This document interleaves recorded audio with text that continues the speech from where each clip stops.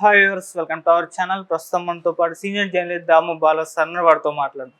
నమస్కారం నమస్తే. Sir. Lok Sabha speaker కోసం ఫస్ట్ టైం ఎలక్షన్స్ జరుగుతున్నాయి సార్. అయితే ఇవాళ కూడా విఫలమైంది, రేపేమో సెలెక్ట్ చేస్తామన్నట్టుగా అయింది.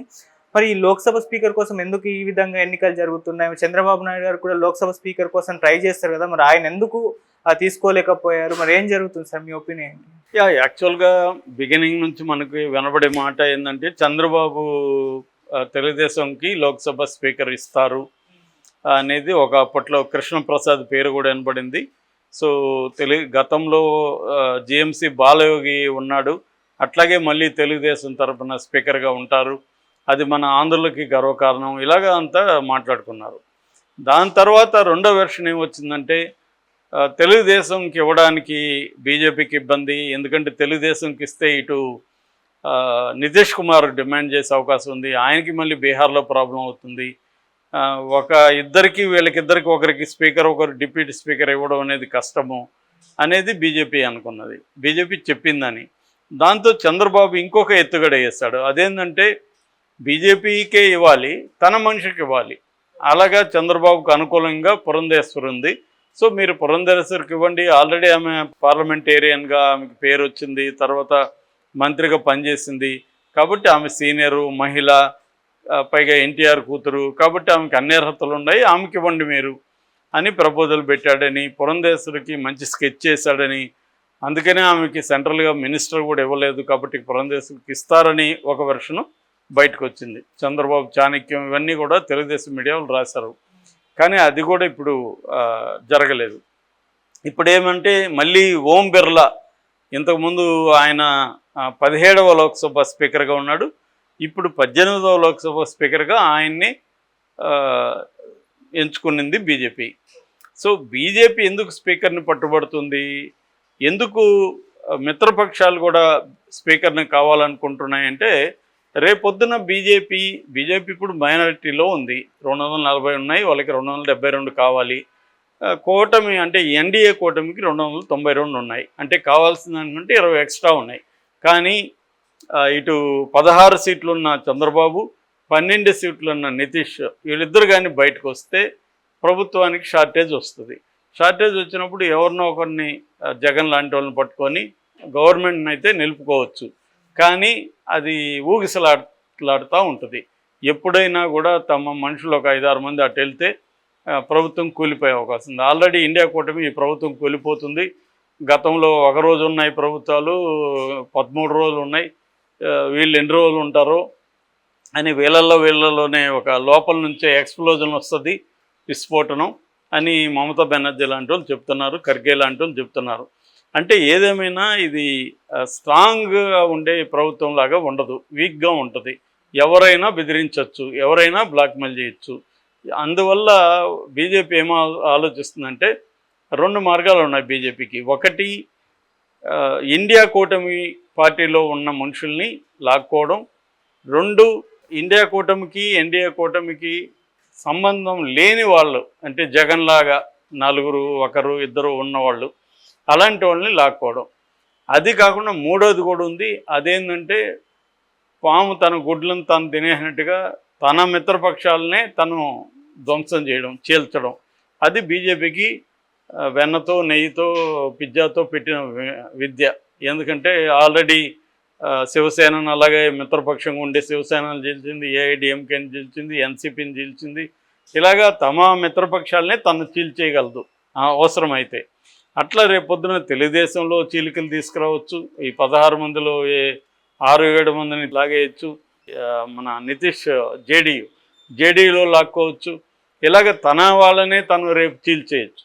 చీల్చినప్పుడు స్పీకర్ తన వ్యక్తి లేకపోతే స్పీకర్ ఏం చేస్తాడంటే అనర్హత వేటు వేసే అవకాశం ఉంది. వేయకుండా చూసుకోవాలంటే స్పీకర్ తమ మనిషి కంపల్సరీగా ఉండాలి. అక్కడే ఎన్డీఏ కూటమిలో మిగతా పక్షాలు కూడా స్పీకర్ మనవాడైతే రేపొద్దున మనవాళ్ళు లాక్కుంటే వాళ్ళ మీద అనర్హత వేటు వేయచ్చు కదా అనేది వీళ్ళకున్న ఐడియా. కానీ బీజేపీ పట్టుబట్టింది, వదలలేదు. అందుకని చంద్రబాబు కానీ నితీష్ కానీ ఈ విషయంలో కాంప్రమైజ్ అయ్యారు. అందుకే చంద్రబాబు మీద ఇక్కడ జగన్ పెద్దగా విమర్శలు చేయట్లేదు ఈ విషయంలో, కానీ అక్కడ బీహార్లో విమర్శలు చేస్తున్నారు. అంతెందుకు మన ప్రశాంత్ కిషోరే అక్కడ విమర్శలు చేస్తున్నాడు.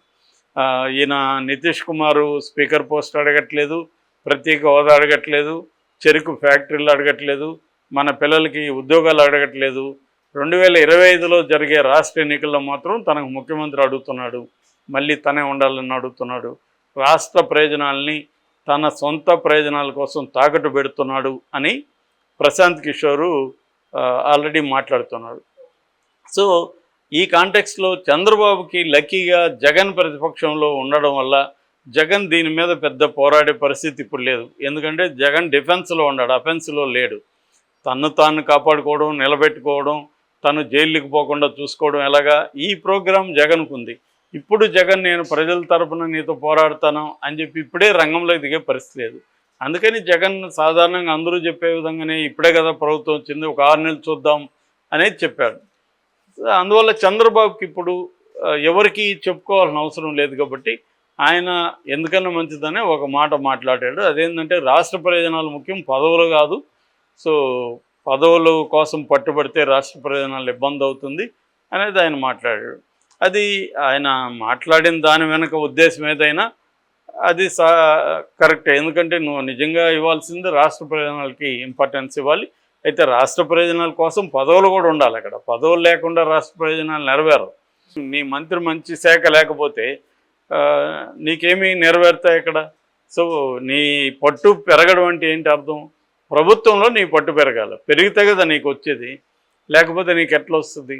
సో ఏదైనా ఉన్నాయేమో రహస్యంగా ఈ పదవులు మీరు తీసుకోకండి, మీకు రాష్ట్రానికి నేను చేస్తానే ఉన్నా చెప్పాడా అనేది తెలీదు. ఏదేమైనా చంద్రబాబు ప్రస్తుతానికైతే ఎస్కేప్ అవ్వగలిగాడు. అది ఎల్లకాలం అవ్వదు. నిజంగా ఏమైనా తీసుకురావాలి అంటే ప్రత్యేక హోదా కాకపోతే ప్యాకేజ్ అన్న తీసుకురావాలి, పరిశ్రమలు తీసుకురావాలి, కేంద్ర ప్రభుత్వ రంగ పరిశ్రమలు, ఎడ్యుకేషన్ ఇన్స్టిట్యూట్స్, తర్వాత అమరావతికి ఫండ్స్, పోలవరం కంప్లీషను, తన పథకాలు సూపర్ 6కి సెంట్రల్ గవర్నమెంట్ అండ, ఇవన్నీ చంద్రబాబు తేలేకపోతే మాత్రం చంద్రబాబు ఫెయిల్యూర్ క్లియర్గా బయటకు వచ్చేస్తుంది.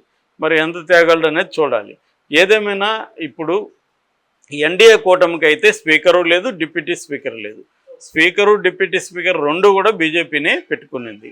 ఇక దీన్ని కన్విన్స్ చేయడానికి ఏకగ్రీవంగా, ఎందుకంటే ఇప్పుడు మనకి స్వాతంత్రం వచ్చిన కాలం నుంచి కూడా పార్లమెంట్లో లోక్సభలో స్పీకర్ అనేది ఎన్నికలు ఎప్పుడు జరగల, ఏకగ్రీవమే. అంటే ప్రతిపక్షాలతో మాట్లాడుకుంటారు. జనరల్గా సంప్రదాయం అంటే స్పీకరు అధికార పక్షం, డిప్యూటీ స్పీకర్ ప్రతిపక్షానికి ఇస్తుంటారు, బ్యాలెన్స్ అవుతుందని. కానీ ఈసారి ఇవ్వలేదు. ఇవ్వకుండా బీజేపీ నాయకులు ఇండియా కూటమి నాయకుల్ని కలిసి మీ మద్దతు ఇవ్వండి అంటే రాహుల్ గాంధీ క్లియర్గా ఏం చెప్పాడంటే మామూలుగా సంప్రదాయ ప్రకారం స్పీకర్ మీరు తీసుకోండి, డిప్యూటీ మాకు ఇవ్వండి, మేము సపోర్ట్ చేస్తామన్నారు. అట్లా ఇవ్వడానికి కుదరదని బీజేపీ వాళ్ళు చెప్పారు.